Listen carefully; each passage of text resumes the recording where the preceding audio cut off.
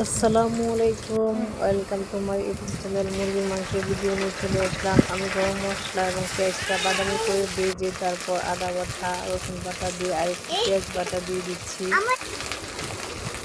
পেঁয়াজ বাটাটা দিয়ে মশলাটা তেলের মধ্যে আরেকটু নেড়ে ছেড়ে নিব, কারণ পেঁয়াজটা যদি বাটাটাকে তেলের মধ্যে নেড়ে ছেড়ে ভেজে নেওয়া যায় তাহলে মশলা কালারটা ভালো হয়, খেতে ভালো লাগে।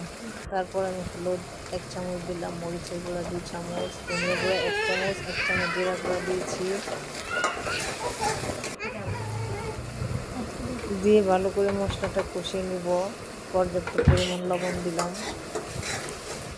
লবণ দিয়ে তেলের মধ্যে মশলাটা নেড়ে ছেড়ে ভালো করে কষিয়ে দিব। এমনভাবে কষাতে হবে যেন মশলাটা লেগে না যায়।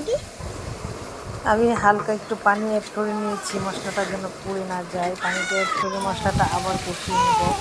মাংসের মশলা যত কষাবেন মাংসের স্বাদ তত বাড়বে। মশলা কষানো হয়ে গেছে, এবার আমি মাংসটা দিয়ে দিচ্ছি। মাংসটা দিয়ে আবার কষিয়ে নেব।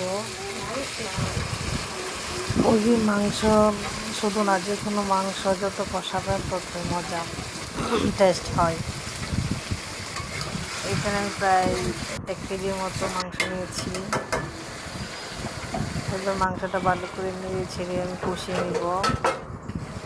আমার মাংসটা একটু কষানো হয়ে গেছে। এখন পর্যাপ্ত পরিমাণ জল দিয়ে আমি মাংসটা রান্না করে নিব।